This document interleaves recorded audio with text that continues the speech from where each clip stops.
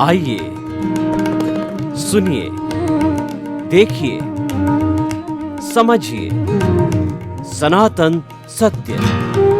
जैसी दृष्टि वैसी सृष्टि, दृष्टि विज्ञान। कुदरत, कुदरती रचना एवं कुदरत के कानून से शाश्वत सुख की प्राप्ति। जोधपुर के परम पूज्य महात्मा उपासक प्रोफेसर डॉक्टर सोहन राज तातेड़ के निर्देशन में सनातन सत्य। जैसी दृष्टि वैसी सृष्टि, दृष्टि विज्ञान।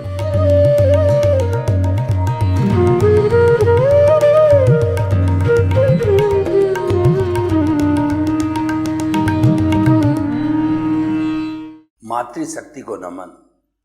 आज हमारा बहुत सुंदर विषय है, पूत कपूत का धन संचय। देखिए कि जो ग्रस्त जीवन होता है उसके अंदर अर्थ की आवश्यकता होती है। गृहस्थी के पास में अगर धन न हो तो वो एक भी कौड़ी का नहीं है, यूजलेस हो जाता है। और सन्यासी के पास में अगर धन हो यानी वो कंचन कामिनी वाला हो तो वह भी एक कौड़ी का नहीं है, यानी कि यूजलेस है, उसका कोई, क्योंकि सन्यासी के पास में पैसा होना ही नहीं चाहिए। वो तो कंचन कामिनी मुक्त है और पैसे होने से, धन होने से, मठाधीश होने से तो वो राग द्वेष में जुड़ जाएगा। फिर गृहस्थी और सन्यासी में कोई फर्क ही नहीं होगा। आजकल कुछ ऐसे भगोड़े हैं जो मठाधीश बनते हैं, अनैतिक कार्य करते हैं, अपने आप को संत कहते हैं, तो अनैतिक कार्यों की वजह से वो जेलों में भी चढ़ रहे। इसीलिए दोहरा व्यवहार नहीं होना चाहिए। व्यवहार एक तरफ होना चाहिए, या तो आप संत बनिए या आप गृहस्थ में रहिए। दोनों ही धर्म अच्छे हैं, दोनों धर्म से ही शाश्वत सुख की प्राप्ति हो सकती है। तो आज हमारा विषय है कि पूत कपूत का धन संचय। करने का अर्थ है कि आपकी जो संतान होती है उनको हम पालते हैं, पोसते हैं, बड़ा करते हैं, और जो माँ होती है वो बच्चे की पहली पाठशाला होती है। माँ बच्चे को अपनी जो है भाषा में, तुतली तुतली भाषा में उसको सिखाती है, उसको समझाती है। इसलिए माँ बच्चे की प्रथम पाठशाला होती है। उसके बाद में शिक्षक जो है वो उसको पढ़ाता है, और उसका जो फादर होता है, पिता, वो एक अम्ब्रेला का कार्य करता है, वो रक्षक होता है, वो सब तरह की अर्थ की सुविधाएं जुटाता है। क्योंकि भरण पोषण में और शिक्षा के अंदर अर्थ की जरूरत होती है। अर्थ की जरूरत हमारे गृहस्थ के हर जीवन में होती है। इसीलिए जो हमारी जो जीवन शैली है उसको भारतीय संस्कृति में चतुर्थ पुरुषार्थ कहते हैं। पुरुषार्थ चतुष्टय कहा जाता है। वह 4 भागों में बटी होती है। एक तो काम होता है, एक अर्थ होता है, एक धर्म होता है और एक मोक्ष होता है। काम का संबंध जो है हमारे गृहस्थ जीवन से है, वो बाल बच्चों को पैदा करने से संबंधित होता है और वंश को चलाने के संबंधित होता है। और जब युवा होता है, शरीर है, तो काम की भी उसकी इच्छा हो जाती है। उसके लिए हमारी भारतीय संस्कृति ने वैधानिक रूप से जो है परिवार का सिस्टम बनाया है, और हिंदुस्तान का परिवार का सिस्टम पूरे विश्व के अंदर अद्वितीय है। हिंदुस्तान में किसी एक लड़की से एंगेजमेंट होती है और फिर शादी होती है तो कितने रिश्ते मल्टीप्लाई होते हैं। मामा ससुर, मामी ससुर, मामी सासू, और नाना नानी सासू, नाना ससुर। तो इस तरीके से बहुत से रिश्ते मल्टीप्लाई होते हैं। और भारतीय संस्कृति में शादी के लिए कहा जाता है कि ये 7 जन्मों का साथ है, 7 फेरे दिए जाते हैं। उसमें एक दूसरे से वादा कराया जाता है कि उनका सारा कार्य 50-50 होगा, यानी वो 50-50% सुख दुख के साथ ही है। संपत्ति में 50-50% का हक है उनका, और चाहे सुख आए चाहे दुख आए उसके अंदर जो है उसकी दोनों की भागीदारी होगी और दोनों कोई तरह की गोपनीयता नहीं बना के रखेंगे, क्योंकि दोनों ही मालिक होते रहने चाहिए, दोनों के अंदर ट्रांसपेरेंसी होनी चाहिए। कहने का अर्थ ये है, भारतीय पारिवारिक सिस्टम के अंदर विश्वास बड़ी चीज होती है। उस विश्वास के कारण जो संतान होती है वो अच्छे संस्कार देती है, और जिन माता पिता के बीच में जो अच्छा व्यवहार नहीं होता है या अविश्वास होता है या आपस में लड़ते हैं, तो उसका सीधा असर बच्चों पर पड़ता है। बच्चे जो है माता पिता के व्यवहार से बहुत सीखते हैं। अगर माता पिता लड़ते हैं तो बच्चे जो है वो लड़ने के संस्कार लेते हैं। माता पिता अगर ईमानदार है, वो डिसिप्लिन्ड है और वो जो है बच्चों की शिक्षा के बारे में, संस्कार के बारे में बहुत सीरियस है और अच्छे संस्कार देते रहते हैं, तो बच्चे वो जो अच्छे संस्कार लेकर के जब बड़े होते हैं सुसंस्कारी रूप के अंदर, वो बड़े बड़े कार्य करते हैं, वो महान पुरुष बनते हैं। आप महान पुरुषों का इतिहास देखिए कि चाहे छत्रपति शिवाजी हो, चाहे महात्मा गांधी हो या बाबा साहेब अम्बेडकर हो, कोई भी महान पुरुष है, उसके विकास के अंदर उसकी माँ का बहुत बड़ा रोल है। पुतली बाई को देखिए, पुतली बाई जो महात्मा गांधी की माँ थी, तो माँ के प्रति उनका कितना समर्पण था कि उन्होंने जो एक बार बचपन में कुछ बुराइयाँ सीख ली, चोरी करना सीख लिया, सिगरेट पीना सीख लिया और थोड़ा व्यभिचार करना भी सीख लिया, तो उनके जो वो बहुत शुद्ध आत्मा के व्यक्ति थे, तो उनके वो गिल्टी कॉन्शियस हो गए। उनकी आत्मा ने बहुत इसको घृणित कार्य समझा, तो माँ के प्रति बहुत श्रद्धा थी। माँ के पास आकर के बचपन में उन्होंने सारी हकीकत बता दी। माँ ने कहा कि देख, तू मेरे प्रति अगर प्रेम है, समर्पण है, श्रद्धा है, तो तू मेरी शपथ खा के बोल कि भविष्य के अंदर, जिंदगी के अंदर ये तीनों बड़े बड़े जो है वो दुर्व्यसन है, उनका कभी सेवन नहीं करेगा। तो फिर उन्होंने जिंदगी भर दुर्व्यसन का सेवन नहीं किया, चाहे वो वकालत करने के लिए इंग्लैंड गए हो, चाहे वो साउथ अफ्रीका जो है वो नौकरी करने गए हो, और बाद में जो है उन्होंने जो हिंदुस्तान को आज़ाद कराने का भी मूवमेंट साउथ अफ्रीका से चालू किया, क्योंकि वहाँ उनकी बहुत इंसल्ट की गई। उनको जो है गोरे काले का भेद बताया गया, उनको जो चलती रेलगाड़ी में काला होने के कारण जो है नीचे उनका लगेज नीचे फेंक दिया गया, बहुत इंसल्ट की गई। तो हम ये आपको कहना चाहते हैं, बच्चे माता पिता से संस्कार सीखते हैं, और जैसे माता पिता होते हैं बच्चे भी वैसे ही हो जाते हैं। तो ये तो संस्कारों की बात हो गई। अब देखिए, बच्चों को सुसंस्कार देने चाहिए। कुछ माता पिता क्या होते हैं कि उनका बच्चों के प्रति बहुत लगाव होता है, बच्चों के लिए वो बड़ी बड़ी संपत्ति इकट्ठी करते हैं, धन है, दौलत है, बंगला है वगैरह है, तो जब शादी होती है तो बंटवारे में उनको देते हैं। तो ये धन संपत्ति देने से तो बच्चों के बीच के अंदर जो है वो जो कहना चाहिए भेदभाव आ जाता है, इसका भी आ जाता है कि मेरे अगर ज़्यादा बच्चे होते हैं तो मेरे बड़े भाई को ज़्यादा दिया, छोटा भाई कहता है मेरे को कम दिया, मंझला कहता है कि मेरे को कम दिया। इस तरीके से उसके बीच के अंदर जो है वो थोड़ी भावना कलुषित हो जाती है। लेकिन अच्छे संस्कार दिए हुए होते हैं तो अच्छे संस्कारों के कारण जो है वो अच्छा पालन पोषण उनका होता है और वो आगे से आगे जीवन के अंदर बढ़ते ही जाते हैं, सुसंस्कारी होते हैं। तो इसीलिए ये कहा गया है कि बच्चों को मात्र जो है धन नहीं दिया जाए। धन तो आवश्यकता है, आवश्यकता के अनुरूप तो देना ही होता है, क्योंकि नीड जो है वो पूरी होनी होती है, लेकिन अतिरिक्त नहीं दिया जाना है, क्योंकि अगर वह सपूत होगा तो फिर वह धन इकट्ठा कर लेगा। इसके ऊपर मैं आपको एक जो है छोटा सा उदाहरण या कहानी सुनाता हूँ कि एक पिता के 3 बेटे थे, तो पिता ने सोचा कि मेरे 3 बेटों की योग्यता कैसी कैसी है, उनके अंदर कैसा कैसा हुनर है और कैसे वो आगे अपने जीवन को चला सकते हैं।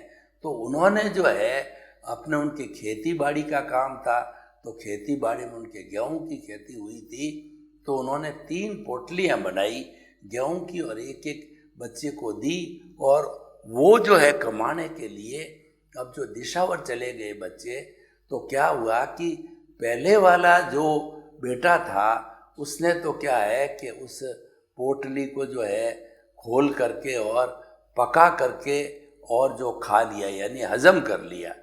दूसरे वाला बेटा था, उसने जो है उन गेहूं के दानों को जो है वो छेड़ा नहीं, एज इट इज रखा, वो कुम्हला गए, भीतर जो है गंदे से उड़ने लग गए।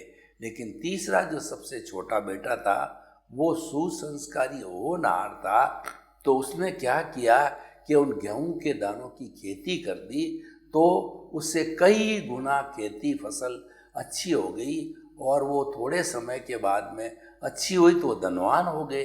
थोड़े समय के बाद में जब वो अपने पिता के पास आए तो पिता ने पूछा कि भाई बोलो, किस किस कड़ी से तुम्हारा क्या क्या कमाई रही।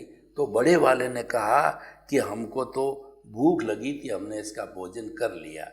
दूसरे वाले ने कहा कि आपने दिए वो एज इट इज पड़े हैं, आप संभाल दो। जब खोल के देखा तो जो है वो उसके अंदर काले काले हो गए थे, क्योंकि यूज नहीं लिए गए, वो पड़े रह गए थे लंबे समय तक। और तीसरे वाले ने कहा कि मैं तो, ये आप बोरियां देख लो, सैकड़ों भरी हुई वो बोरियां लेके आया कि आपके दाने से 1000 गुना, लाख गुना, करोड़ गुना इतना बड़ा हो गया। तो पिता समझ गया कि इसने मेरे संस्कारों का पालन किया है, इसने पुरुषार्थ किया है और उसने जो दिया गया है उससे कई गुना इसने आगे बढ़ा दिया। इसका मतलब कि वो बच्चा सुसंस्कारी था, होशियार था और उसकी परीक्षा हो गई। तो इस तरीके से हमें जीवन के अंदर ये ध्यान रखना है कि बच्चों को मात्र धन नहीं देना है, बच्चों को अच्छे अच्छे संस्कार दिए जाने चाहिए। अब देखिए, अब इस जो है एपिसोड के अंदर हम आपको ये बताना चाहते हैं कि जो तीसरा जो हमारी लाइफ स्टाइल का जो है तीसरा भाग है वो धर्म। ऐसा कहा जाता है कि धर्म की जड़ होती है वो गहरी होती है, और धर्म की परिभाषा भी ये कही गई है कि धार्यति इति धर्म, जो धारण किया जाता है वही धर्म कहलाता है। और दूसरी परिभाषा की गई है कि वस्तु साहो धर्म, यानी वस्तु का जो है वह स्वभाव है वो भी धर्म कहलाता है। जैसे कि अग्नि है, उसका स्वभाव ताप देना, उस अग्नि के अंदर हम हाथ डालेंगे तो हाथ है वो जलने लग जाता है, और अग्नि के अंदर हम हाथ डालकर शीतलता का अनुभव करने लग जाएं तो पॉसिबल नहीं है, क्योंकि उसका धर्म नहीं है। और उसी तरह से ठंडा पानी है, उसमें हमने हाथ डाला और हम अगर ये सोचें कि ये पानी का जो हाथ है ये गर्म होना चाहिए, तो वो गर्मी नहीं देगा, क्योंकि शीतलता उसका गुण है। तो इससे वस्तु के स्वभाव को धर्म कहा जाता है। और एक होता है आत्मशुद्धि साधनम धर्म, ऐसा साधन जिससे आत्मा की शुद्धि हो उसको धर्म कहा जाता है। और आत्मा की शुद्धि का अर्थ होता है कि हम शाश्वत सुख को प्राप्त कर सकते हैं, हम मुक्ति को प्राप्त कर सकते हैं। हमारा जो वर्तमान का जो जीवन चल रहा है ये 2 भागों में बटा हुआ है।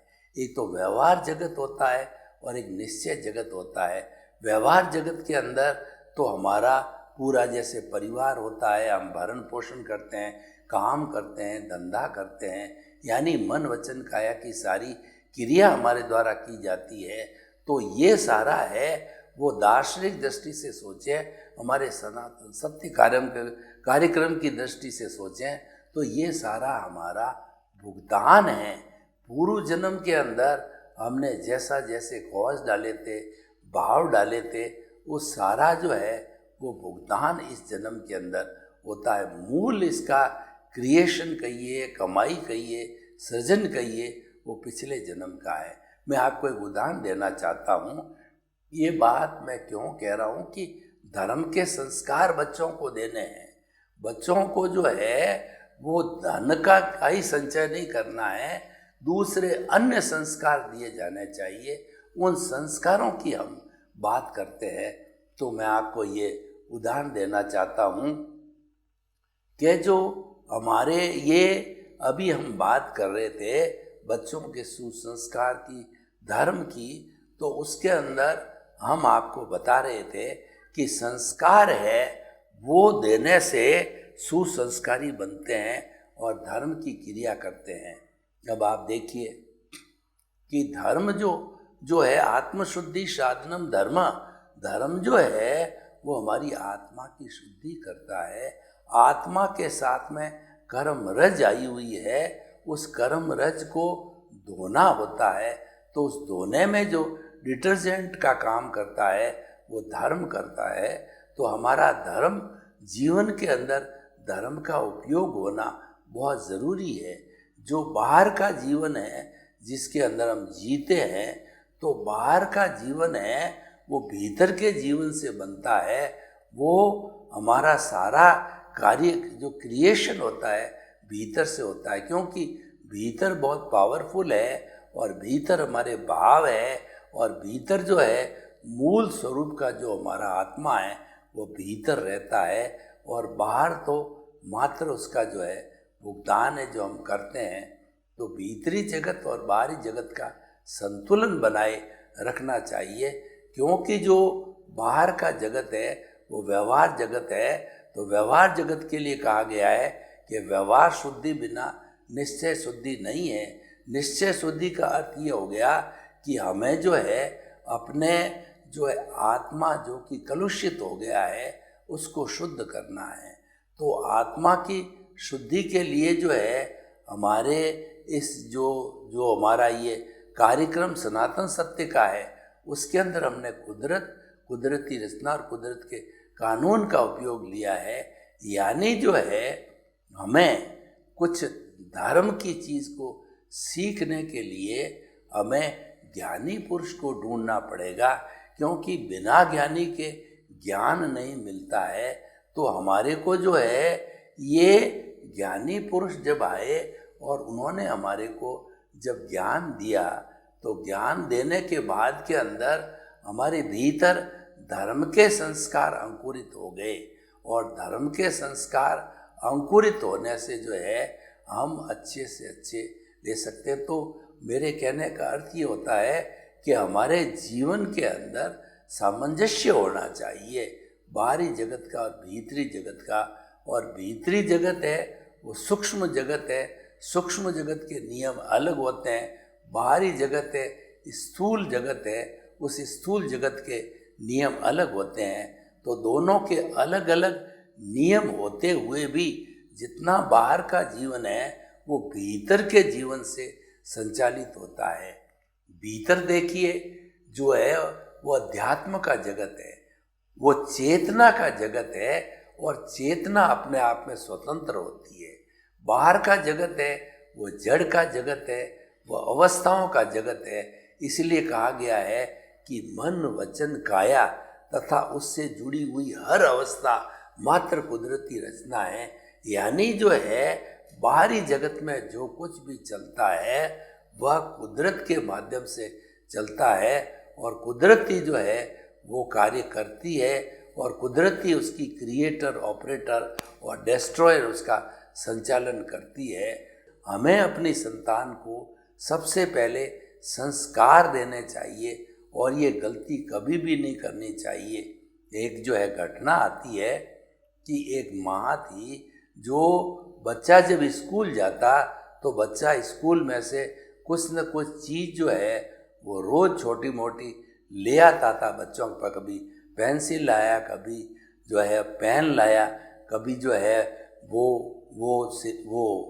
मतलब जो भी पढ़ाई की चीज़ रबड़ था वगैरह लेके आया। और माँ उसको हर बार प्रोत्साहन देती रही कि ये तेरे काम की चीज़ है, तू रख ले। तो प्रोत्साहन देते देते जब वो बड़ा हुआ तो बड़ा होकर के डाकू बन गया और डाकू के वो डकैत करते करते वो एक बहुत बड़ा डाकू बन गया, वो पकड़ा गया, वो जेल के अंदर उसको डाल दिया गया। तो माँ को बड़ा पश्चाताप हुआ। माँ मिलने के लिए आई तो उस डाकू बने हुए जो कि जेल में था, उसने माँ की नाक जो है वह अपने दांतों से काट ली। माँ ने कहा ये क्या किया? उसने कहा अगर माँ तो मेरे को पहले जब छोटी छोटी चोरियां की मैंने, उस वक्त मेरे को रोक लेती तो आज ये मेरी स्थिति नहीं होती। तो माँ को भी बहुत दुख हुआ कि मैंने उसकी चोरी की आदत को प्रोत्साहन देने से धीरे धीरे धीरे ये बड़ा डाकू बन गया। तो हमें अपने बच्चे जब कभी भी प्रथम बार कोई गलती करे, चाहे व्यसन के संबंधित हो, चाहे बुराई के संबंधी हो, पहली बार जब करे उसी वक्त बच्चे को जो है वो कड़ाई से पेश आना चाहिए। कड़ाई से पेश आने पर फिर वह कभी भी वैसी गलती नहीं करेगा। क्योंकि अगर हमने नरमाई वहाँ ली और उसने नशा पता सीख लिया और हमने नरमाई का रुख लिया, उसकी तरफ ध्यान नहीं दिया, तो वो धीरे धीरे बड़ा नशीड़ी बन जाएगा, बड़ा शराबी बन जाएगा और उसका जीवन खराब हो जाएगा। इसीलिए प्रथम मोड़ पर जब बच्चा बुराई करे, जब 10 साल का 15 साल का हो, तो प्रथम मोड़ पे बुराई करने के साथ ही व्यसनी बने, तभी उसकी खैर खबर ले लो और उसको उस बुराई से तुरंत टालो। ये जो माता पिता का फर्ज होता है और इनको हम संस्कार भी कहते हैं। तो भाइयों और बहनों, हमें भरपूर संस्कार देने चाहिए और संस्कार देने में सबसे बड़ी बात ये होती है कि बच्चा जो है एक खुली पुस्तक की तरह होता है, एक खाली स्लेट की तरह होता है। आप चाहो उसके ऊपर वो लिख सकते हो, तो उसके लिए जो है हमें वो कॉपिंग पावर उसकी ज़्यादा होती है। वो तो माता पिता क्या करते हैं वैसा देख देख के वो करने लग जाता। माता पिता अच्छा काम करते हैं, जल्दी उठते हैं, परिश्रम करते हैं, सब घर का काम अपने हाथों से करते हैं और दोनों के बीच में बड़ा अच्छा प्रेम होता है, माता पिता के सामंजस्य होता है, दोनों एक दूसरे का आदर करते हैं और वो बच्चों का भी रेस्पेक्ट करते हैं, बच्चों को बड़ा प्यार करते हैं, अच्छे कपड़े पहनाते हैं, टाइम से स्कूल भेजते हैं, उनके खाने पीने की पूरी सुविधा करते हैं, यानी उनको हर तरीके से एक अच्छा बच्चा बनाने की कोशिश करते हैं। तो बच्चों में इंटरेस्ट लेते हैं, तो नेचुरली जब बच्चे उस प्रेम के वशीभूत होकर के जब बड़े होते हैं तो माता पिता के प्रति जो है समर्पित भी हो जाते हैं और वो कभी गलत लाइन में नहीं जाते हैं।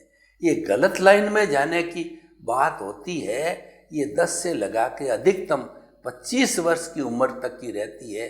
इस उम्र के अंदर हमें अच्छे अच्छे संस्कार देने चाहिए। मात्र धन देने से कुछ नहीं होगा, क्योंकि अगर बच्चा सपूत है तो धन तो फिर वो कमा लेगा, कई गुना कमा लेगा। और बच्चा अगर कपूत है और आपने उसको अच्छे अच्छे संस्कार नहीं दिए हैं तो फिर वो जितना भी धन है वह उड़ा देगा। मैं आपको जो एक किस्सा जो ठाकुर हैं उनका, जिनकी रियासत थी, उनको बताना चाहता हूँ कि जो है वो रियासत यहाँ जो है, किसी में नाम नहीं लेना चाहता हूँ, रियासत के अंदर बड़े ठाकुर साहब थे। तो उनके 3 भाई थे ठाकुर साहब। तो एक ठाकुर साहब तो जो क्या है कि नॉर्मल धन वाले थे, लेकिन उनके बच्चों को उन्होंने बहुत अच्छी शिक्षा दी और बहुत जो है उनको पढ़ाया लिखाया। तो बच्चे में कोई ब्रिगेडियर बन गया, कोई भारत सरकार में बड़ा सेंट्रल मिनिस्टर बन गया, कोई माना हुआ बहुत बड़ा डॉक्टर बन गया। लेकिन अर्थ की दृष्टि से वो जो है ठाकुर जी जो है वो सामान्य थे। और एक ठाकुर ऐसे थे जिनके पास में धन की कोई कमी नहीं थी और बताते हैं कि उस समय में उनके जो है दीवारों के अंदर सोने की ईंटें चुनाई गई थी, यानी इतना धन था, लेकिन उन्होंने बच्चों की तरफ ध्यान नहीं दिया। तो वो बच्चा आगे जा कर के बिगड़ गया और सारा धन उड़ा दिया। तो हम ये कहना चाहते हैं बच्चों को धर्म के संस्कार दो, उनको सनातन सत्य के संस्कार दो, उनको एक अच्छा नागरिक बनाओ और धन उतना ही दो जितनी उनकी नीड पूरी हो सके। सर्वे भवन्तु सुखिनः, सर्वे सन्तु निरामया। लोक के सब जीवों को सुख मिले, शांति मिले, आनंद मिले, प्रेम मिले और सभी अच्छे संस्कार प्राप्त करके अच्छे इंसान बन करके हम एक अच्छा संसार बनावें। आपके प्रति मंगल भावना। ओम शांति।